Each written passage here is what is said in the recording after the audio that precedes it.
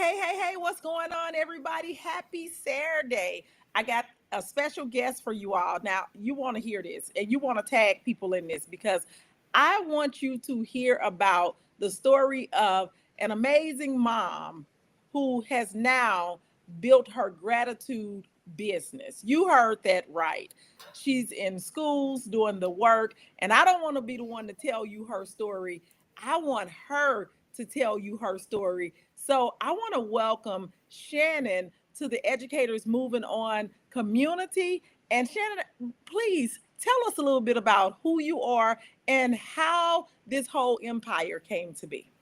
Absolutely. First off, thank you so much, Dr. D, for having me. It has been so wonderful to be connected to you and get to know you better, even in the short amount of time. But I am so excited to be here. And yeah, so a little bit about my story. So 7 years ago, I was in a season of my life. And at the time, I was a stay-at-home mom. I had left the corporate world, and I knew that I wanted to be present to the season of staying home and raising my kids. And at the time, I had two of the three. And it was just a season in my life where I realized I was waking up and I was just going through the motions. I found myself feeling like a complete shell of the human that I knew that I was, that I knew that I was capable of being.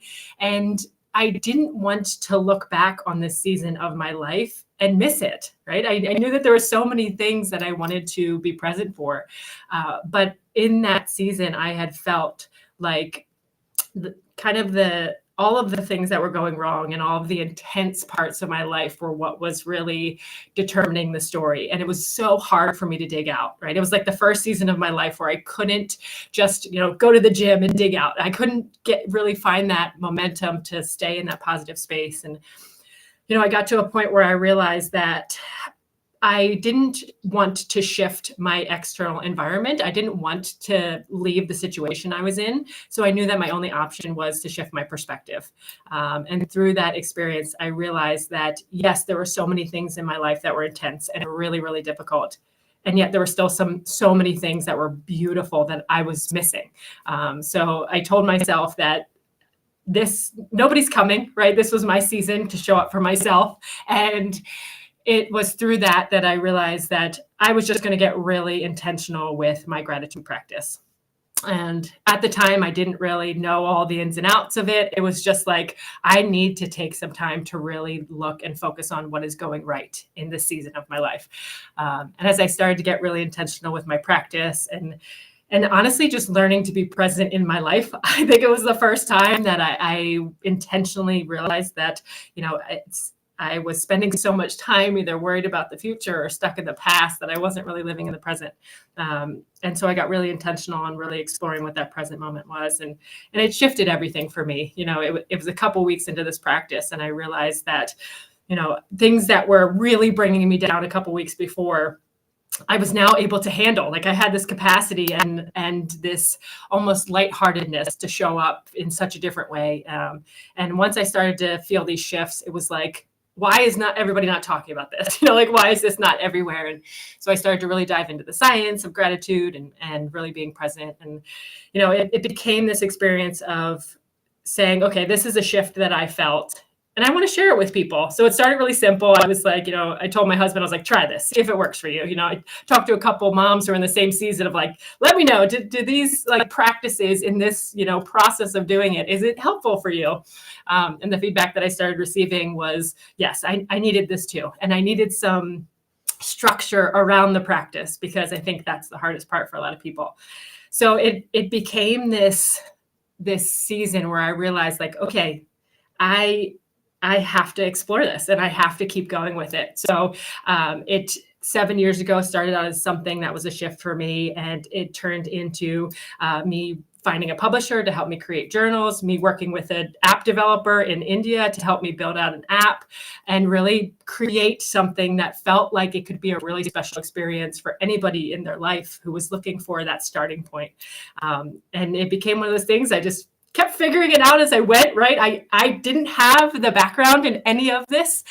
This was through personal experience. This was from being around other people. This is about intuitively following what felt right. And And 7 years later, we spent a lot of time really focused in the individual community and really supporting the caregivers. But 7 years later, now we have the opportunity to bring these tools and practices into the school setting. And I'm so excited. We've been able to create workbooks to really support students to say, you can learn these too. And I can't imagine how impactful it would be if I had a better understanding of this at such an earlier age. So it has really been this journey of just kind of keep going, keep being out in the world and just allowing it to unfold and just, yes, really let all the pieces come together. So it's been a really cool journey, and it feels like it's ever evolving, and we're still in the middle of it, but it's been a really cool experience. Okay, so wait, we got to go back for a couple of things because you said a couple of key things. But let me also tell the folks who are watching, if you're with us live, give us a hey, what's up, what's going on in the chat. And if you have any questions for Shannon, please do not hesitate to put them in the chat. She's more than willing to answer questions that you might have. So fire us off in the chat, whatever question you have. But here's my question. So are you telling me that you are not a teacher of by trade, because we're all teachers in our own right, and that you had no tech training? What was going on in your mind to make you even believe that what you had was valuable? It was honestly through the change that I felt through the experience that I had created for myself and continuing to share it with people, and them continuing to say this impacted me too. That just allowed me to keep going. It was this experience of, okay, there's something here that was so helpful for me that I couldn't find, right? Like I couldn't find anybody to support me in that season.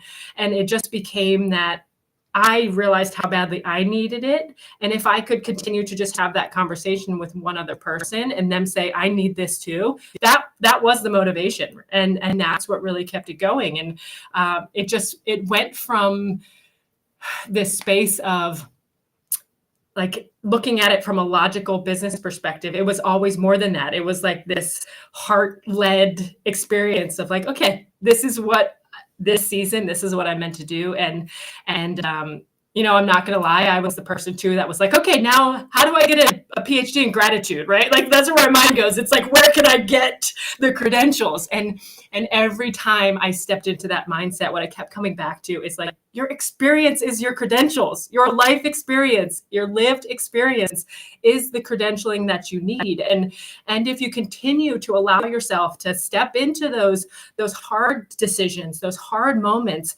you are creating more of that experience and more of that understanding to be able to step into the rooms with such conviction. Like I can step into the schools now because when I'm talking to a teacher, they're a caregiver in the same way a mother is. They're doing the work of a caregiver, especially now. Like there's so much more that teachers are taking in rather than just teaching. And I know I'm speaking to the audience that understands that more than anybody. And I think it's when we come to these experiences as a human and say, hey, I think this might be helpful, and give them an opportunity to experience it and say, yeah, it is, and every time you get that yes, keep going. That was really what has allowed me to keep showing up, even when it's it's hard and you're like, what am I doing? Oh, that is really awesome. And I think that is great advice. But okay, so gratitude. Some would wonder, how did you know people would pay you for it? So, you were doing it and it was benefiting you at home with your children. Yep. And then you were doing it for free, like many of us do. We give it away for free, and we're just helping, we're just supporting. What made you think people would actually pay you money for this, let alone school districts will pay you money for this? Yeah, I think the biggest thing that I realized was the fact that I was able to create a structure around it for people that allowed them to have a process to go through, right? So like if you're the first person that's going through something and you've had to piece it together to create your own experience, and you can look back and see what you did and see the process, there's so much power in that. And there's so much when you can take something that you've experienced, ground it into either a program or a process or something that somebody else can use as a roadmap, there's so much value there. And that was really what it became, because so many times I would talk to people, right, especially with gratitude, and it became of like, this is something I want to do, but I don't know where to start, and every time I start, I get overwhelmed. So it's like, let me give you the starting point. Let me give you that process. And through that, we started to see that that was valuable to people. And that value had a financial value to it, to people. And that was the biggest thing. And then from there, it's like, okay, now what can this look like on a different scale? Or how can I then take this idea of something and really continue to grow it and ask people after this process, what do you need to keep going and stay consistent?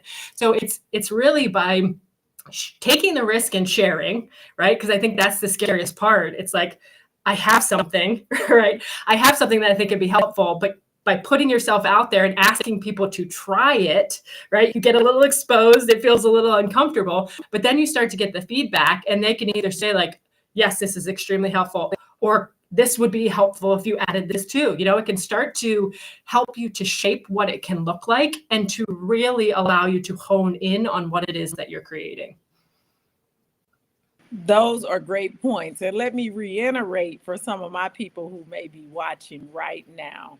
What I heard you say is that gratitude is free, that you can learn that they have all types of resources available to you, just like much of the work that we do. It's available on the internet. It's available on Google. Yes. It's available in books. It's available everywhere. But what they're paying you for is the framework or the structure that you put around it to give them that roadmap, that blueprint, to make it easy, more accessible, to take some of the guesswork out of it. Is that what Exactly. you're saying?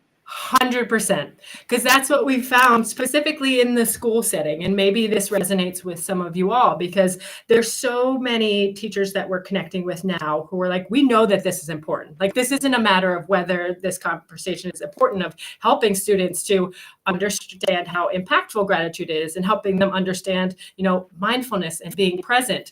But when you talk specifically to the teachers or the educators, they're like, I don't have a curriculum. Right? I don't know where to start to teach them.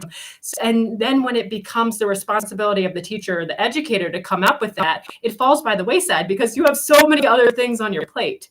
So if you can create that structure for somebody and say, this will allow you to have a benefit for you in these settings, if it creates then this container or this ability for somebody to really, one, understand what you're doing, and then to allow them to bring it into their spaces and use that. So that's really been the biggest aha, because that's where my mind was. It's like, everybody, gratitude's free, but it then becomes, okay, what structure or what was my experience that allowed me to then turn it into something that becomes an experience for somebody else.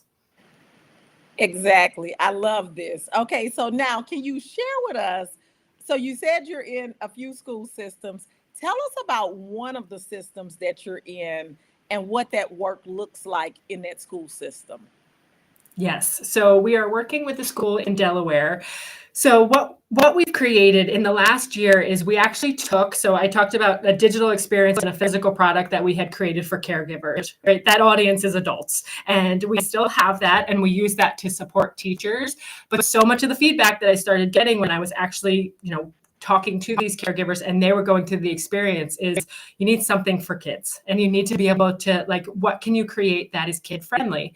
And as a parent myself, and knowing that our kids spend so much time on technology, I wanted to create something that would take them back to like old school writing, right? Because we know the impact when we write. We know there's so much science behind it when we actually take pen to paper. So it was like, okay, I need to take what I've created from an adult perspective and turn it into a workbook that students can use.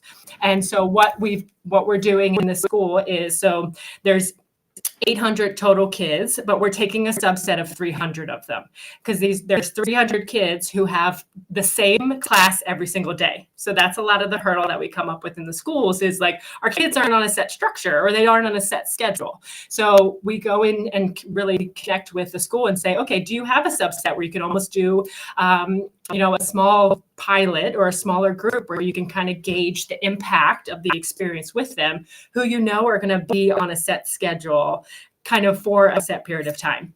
So with this group, they're going through, so they have their 300 kids and they have a set time a day that is set to be intentional and kind of a little bit more free flowing. So they will go through the workbooks.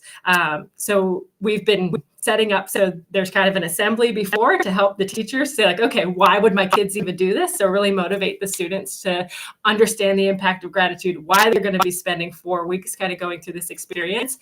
And then the workbooks are meant to be that structure and that consistency and foundation for 4 weeks. And then working with the teachers after, say, okay, what is it that you need? How can we support you to keep this going? And there's been so many cool ideas of things that we didn't even think about, so to really put yourself in those positions and say, I know I don't have all the answers, and I know that you know what you need to support your kids. So let us help you and work with you to give you what you need in, as you go through it. So that's really been, I think, the coolest piece is actually collaborating with the teachers and then being like, I would love posters all over my room, or I need this as we go forward. And that's allowed us to kind of expand and know that as we go into different spaces, we can continue to support on a bigger scale. Wow, that is so awesome. Now, okay, so you're in the schools and you're working with the students, the teacher, and the administration? So it depends on the setting. So we have our workbooks, which are for the students, but our digital experience that we have, it's actually been really fun as we've started to go into the school setting and we start having these conversations around how we can support the students. The conversation has been coming back to the caregivers around like, well, they need that support too, right? The teachers are giving so much of their mental and physical, all of their emotional support to these students. So what we've been doing, like in a setting like this, is the teachers that will go through or be there to support the students during the experience, they will actually be able to go through the digital experience. And it's completely aligned with the workbooks. Even the messaging is similar, but it's just more tailored to the teachers. So we really wanted to create something that it can be an all-encompassing experience for the entire school, right? Because we all know the impact of when you get a large group of people doing something together, it's so meaningful for the kids. And quite frankly, if we're teaching tools and resources to students, if the teachers don't have a full understanding of it themselves, it's really hard to provide that support. So being able to offer something, an experience that can be participated in by the students, by the teachers, by the whole faculty, it kind of creates this really special experience because there's not always, something that a whole community can go through together. So that's really been the fun part of going into some spaces. Some schools want to just focus on the kids, which is amazing. And other places are like, we want to all do this together. So it's been really fun to be able to go in and work specifically with that audience or that community and say, okay, what do you need? Okay, now one of the things that I found really interesting is that you refer to the teachers as caregivers.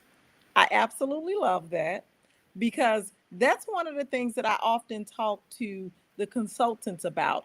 Just because you are talking to a teacher, all you got to do is figure out your ideal client. And you have been able to bridge that connection that you were a caregiver. You were supporting other caregivers as a stay-at-home mom who were dealing with this problem. You came up with a solution to it and you said, where else does this problem exist? And you didn't say, oh, teachers. You said they're caregivers too. Well, how did that work in your mind? Like, how did you bring yourself to that understanding? Because there are so many people who do not make the connection. Yeah, that was something that took me a moment to really think in more, because in that season, right, it's kind of the season that you're in, and for me, that season when I first started, the caregivers that I was seeing were the moms, and I could speak that language because it's like, I know what you're going through. I'm in it with you. We're in this season, and we homeschooled for a bit in the last 4 years, and so I started to very different experience, obviously, because they're just my own kids, but I saw the ins and outs to some degree of what is needed for a teacher to show up and give that energy to their kids every day. And it was through that experience where it just shifted so much for me when I first said the word caregiver, and it was like, and now my kids are in school, and I see the impact that these teachers are having on my children. And it's like they have to breathe into themselves to be able to show up for these kids every single day.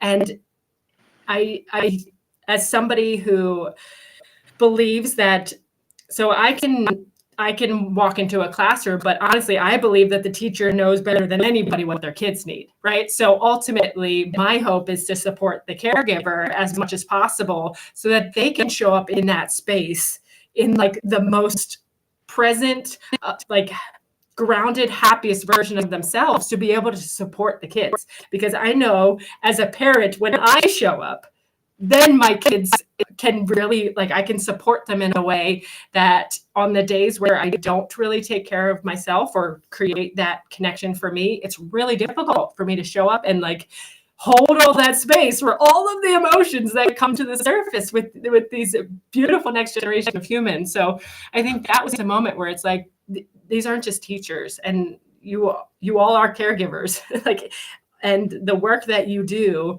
is so much deeper than teaching. It is all encompassing on so many levels.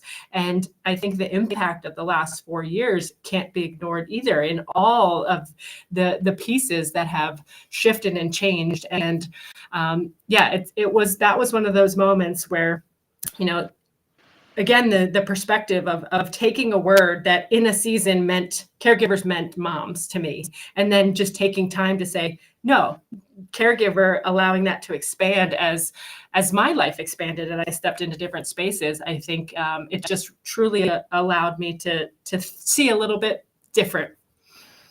Okay. So, folks, remember, if you have questions, put them in the chat, and Shannon is more than willing to answer your questions.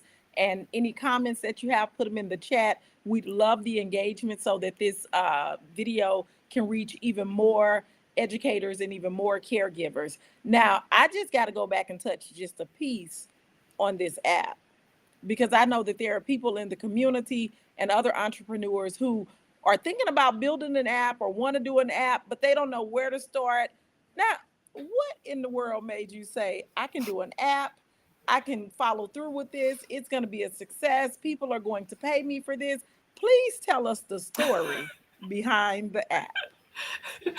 Well, I think there's something to the, like, it takes one crazy person to change the world. I was that stay-at-home mom who was like, I'm going to keep going. It was kind of this thing of, I am going to keep going until I get the clear no that this is not the direction to go in. And it has absolutely been a learning experience. I will tell you that. And starting an app 7 years ago, the cool thing about technology is you can do it so much simpler now. Like, there are so many beautiful ways in which you can get your information out without having to spend a lot of upfront money. Like, that is the beautiful thing that's shifted and changed since 7 years ago. The reason why I did an app was it's taking your personal experience and really paying attention to the things that you struggle with, right? So one of the hardest things for me is I would pay for a program, and it would either be through, I'd have to go on email, or I'd have to find it, and it would never be front and center, and I would find myself distracted by other things, or if it was on a social media platform, something like that. So it was, for me, I wanted someone to be able to come on, have an experience, be so grounded in it without any distractions, that I was like, the app's the only way to do it. So that was the direction that I went in. And I think one of the coolest things that you can do is, when you're in that season of, okay, I have this idea that I know that I want to bring to life, allow yourself to just dream and write down all of the things that you would love to see come to life. And then you have to take the action to start to explore it. It just became this, like, okay, doing research. What would it take to build an app? Who could I work with? There's so many pieces. But I think it's in that allowing yourself to actually operate from that space and make decisions from that space of more abundant thinking that's where these dreams can come to life. So I'm very much of the belief that, there's a reason why this thing was put on your heart and not somebody else's, and to be able to allow yourself to feel into the beauty of what you want to bring to the world is so important. And you have to take action from that place. Like, just dreaming it isn't going to bring it to life. It is the action from that place of abundance and connection that will allow you to really dial in on where you want to go, right? It was through that dreaming process that my mind started to go, okay, who would you have to call? What would you have to research? What do you have to understand? So then the actions become more aligned and directed because you've honed in the direction in which you want to go. Yes, yes, yes. And I love that you said you got to dream from a place of abundance. And that is like key. You cannot operate Yes. out of lack and be worried about what's not going to work if they don't buy. The dream was given to you, it wasn't given to the other person. So that has to take me to my next question of, you are married. Here you are, a stay-at-home mom. You come up with this big idea. Some people might think that you're crazy. Absolutely. And they did. So how did you communicate this idea to your husband? And was he on board? And whether or not he was on board, if he was not on board, were you still insistent to go on? Like, how did that work out in your head before you communicated it to him? Yeah. So I love this question because this is one of those things where so this is all personal experience, and I think everybody will experience it in a different way. So at the time, my husband was a financial advisor. So he was very logical in his thinking, right? His mind was like systems, structures. This is how we do things. This is how this works, right? He was also in a position where the company that he worked with really spent a lot of time and energy investing in his personal development, right? They were investing in his mindset. They were investing in his coaching. And so he understood how important a lot of these things were. And it was something that, at the time he had coaches and he was investing in himself. But what was really cool for him that he, has shared is he got to witness my shift and change through my experience that he couldn't ignore, right? So it was as he saw the Shannon that was at home, that was a shell, that was burnout, that probably had postpartum depression, that was sitting in this season of sadness. And he got to witness me taking the action that I took and the steps that I took and got to see the outcome. So it was through that practice where he was like, there's something here, right? There's something that that she's doing that's really helping her. And so he didn't necessarily fully understand it, but he got to witness that.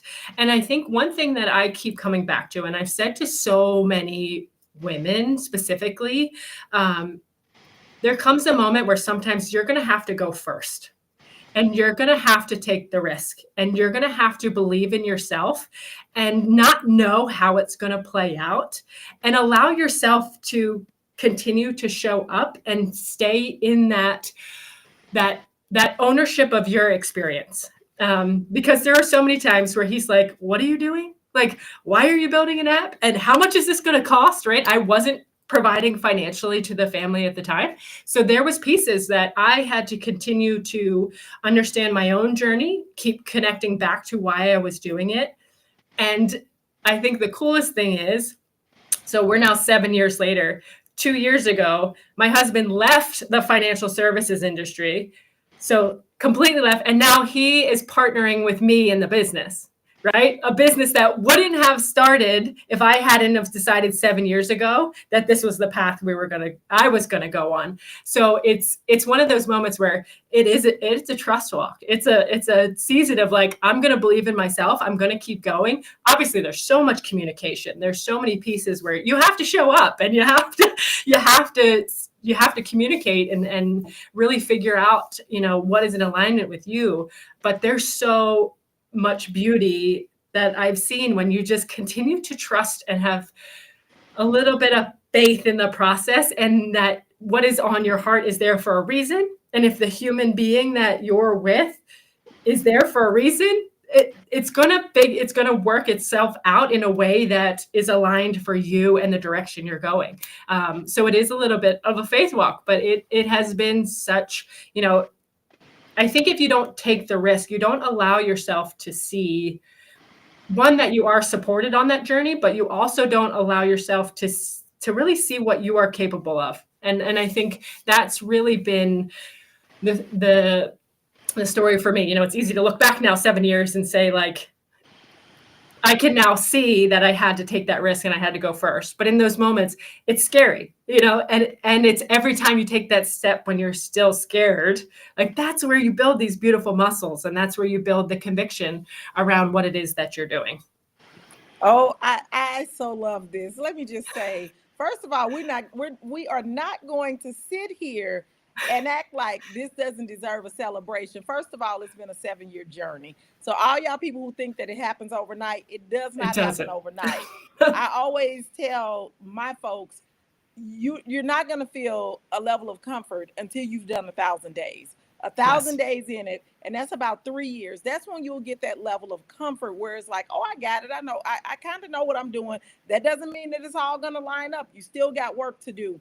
But Yes. you said something that really sparked for me and that I want other people to pick up on. You said what got your husband on board was that he saw the shift. And that's one of the things that I try to really help the ladies who are currently teachers who are looking to move out of that space and become consultants. The reason many times they're still trying to be the person that they were and just do the task. They're just Yes. doing the task and thinking that's going to get them. There has been no shift. No one Yes. can see the shift. You're still the same person. You said your husband was able to see that these practices were working on you. It impacted your family. It Yes. impacted him. And he was like, oh, she's really about this.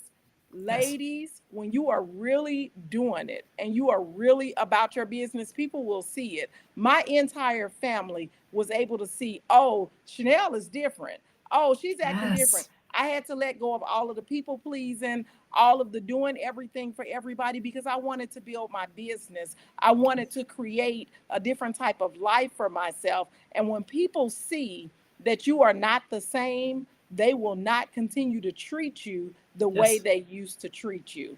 Now, the other piece that you said is that your husband is now your business partner.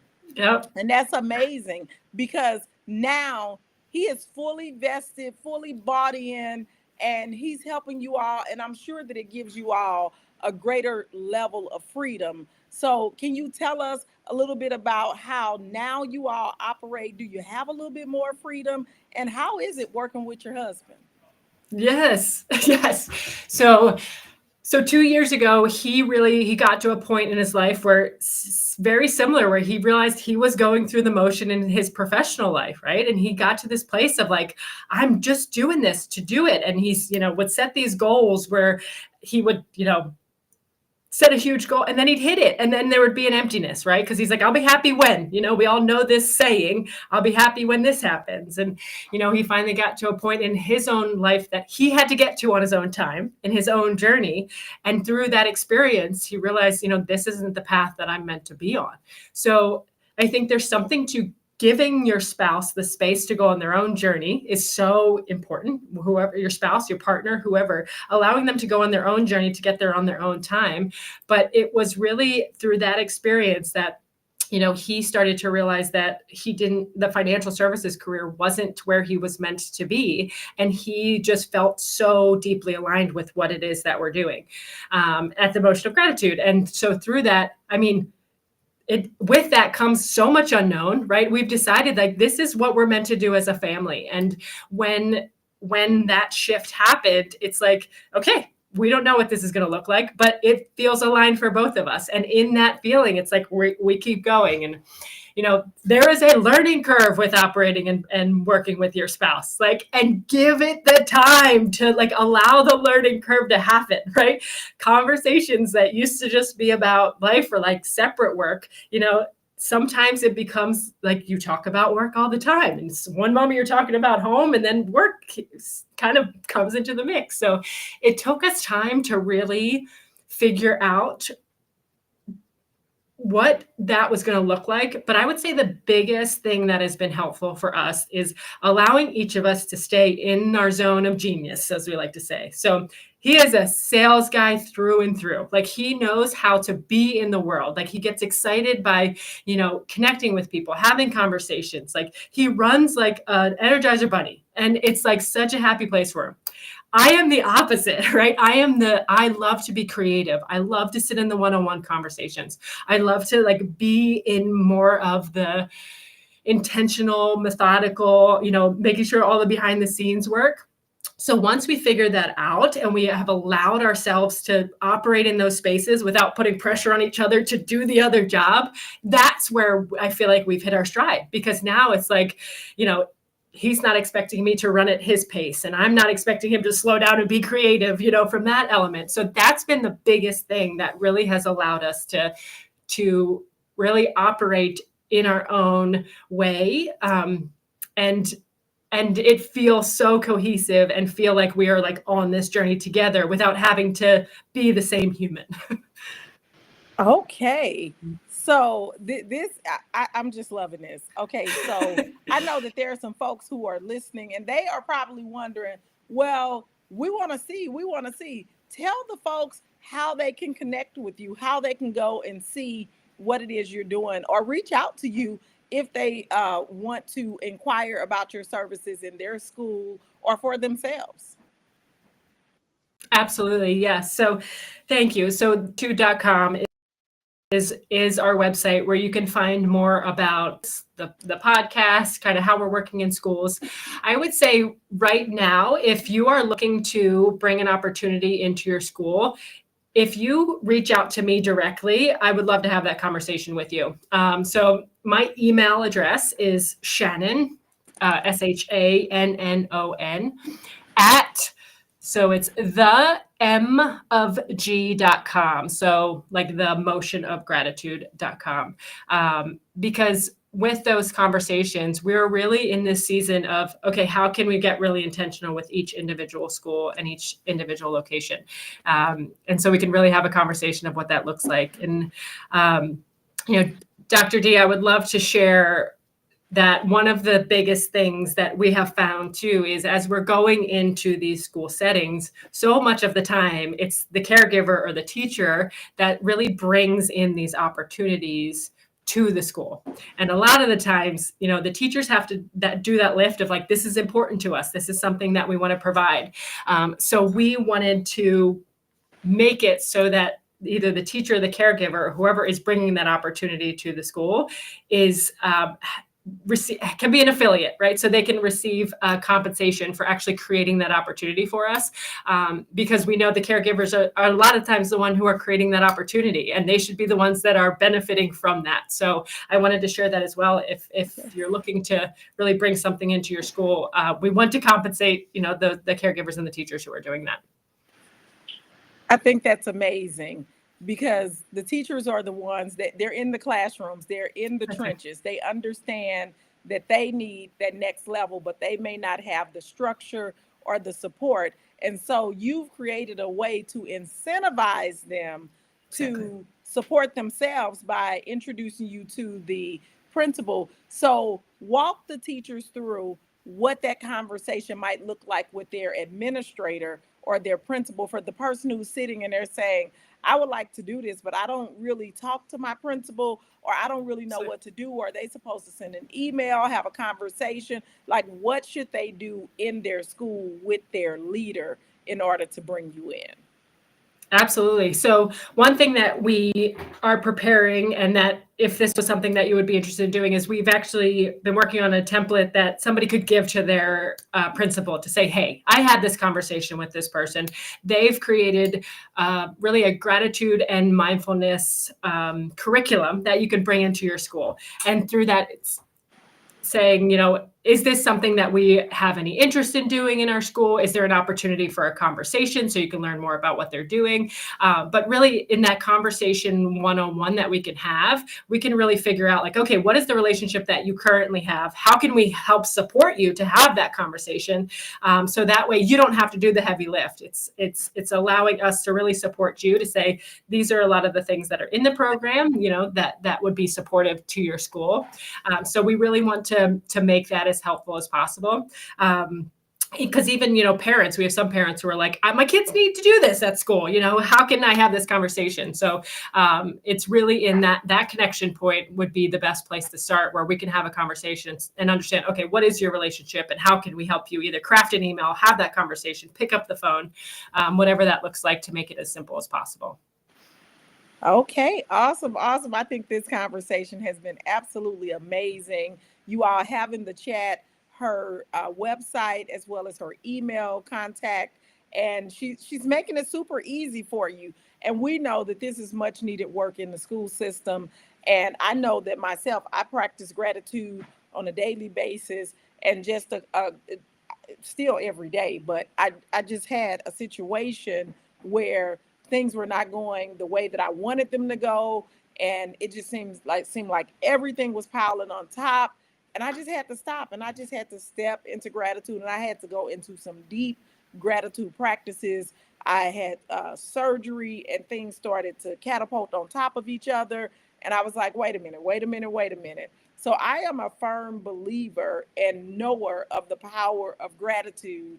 And I think that it's a piece that is definitely missing in the school system. But I do want to thank you for coming here, sharing, and being an open book for us. What is a word of advice or something that you would give to the audience members who are listening and who will catch this in the replay, as they, are looking to move forward for the thing that's in their heart that they know they want to do? Maybe they've been putting it off. Maybe they feel like they don't have the money, or now is not the right time. What word of advice would you give to them to just help them? Yeah, I think the first thing that comes up is, if you believe that that's been put on your heart for a reason, allow that to drive you, and allow that to, when you're creating something, especially if it's something different or it's something that you don't see, it's going to be a journey, and it's going to be a process. And if you continue to stick to what you felt in that moment. So like, I always come back to the moment where, like, I felt the change, and I felt this knowing that this is the journey that I'm meant to be on. So when it gets hard, I sit in that and say, okay, let's go back there. Why was this, why are you doing this? Where is this coming from? And I have to reconnect to really that feeling or that emotion, or that starting point that was like, this is it. And when I allow myself to go back there, it reconnects me to the feelings and the why, and more of like the deeper why and knowing of why I'm doing this. So you are going to hit setbacks. It's going to take a lot longer than you think it's going to. But it is this whole beautiful journey that you have along the way that creates the experience. And if you don't take that risk, you're going to be exactly where you are today. So there's so much in allowing yourself to step from this place of alignment and knowing that this is on your heart for a reason, and letting it unfold, and seeing the pieces that really come with it. So I just think there is nothing more meaningful than choosing a life that's rooted in something a little bit deeper than just doing it because you feel like you're supposed to. It's just a different way to experience your life. Wow, great words. Absolutely 100% agree. All right, folks. Well, I don't want to take up too much more of Shannon's time. I know she has things planned throughout the day. I hope this interview has been totally beneficial for you all, and that you were able to pull at least a nugget or two out of it, and that you are able to really see yourself in Shannon and see that you can do this too. And also, if you know that you need this work in your school system, you've been looking for it, or maybe you didn't even know what you were missing, this might be the piece. It does not cost anything to have a conversation. Go ahead, reach out to her, send her an email. She travels all over. So it does not matter if you're not in Delaware, if you're not in Tennessee, you can be anywhere. She will come to you. So we don't have to have barriers up. Stop discounting what's possible and stop telling yourself no before anybody else. Like, you tell yourself no Yes. before anybody else gets a chance to Yes. tell you no. So Yes. reach out, connect with her through email, go check out her website, and let's have the conversation. Let's get these kids the support that they need, and let's get our caregivers, those teachers in the school system, let's give them the tools and strategies that they need to support themselves as well as support their students. So I'm looking forward to hearing more about how your business continues to explode, and how gratitude is just going to really be a common word that's used throughout school systems. Thank you so much for sharing with us, Shannon. We totally appreciate it. Thank you so much, Dr. D. Thank you for this opportunity to share and this beautiful community that you've created. And yes, I hope you all know you are farther along than you give yourself credit. So keep showing up, keep doing the work. It's a gift that the world needs. So thank you. Thank you for this opportunity this morning. All right, you all have a great rest of your day. I'll see you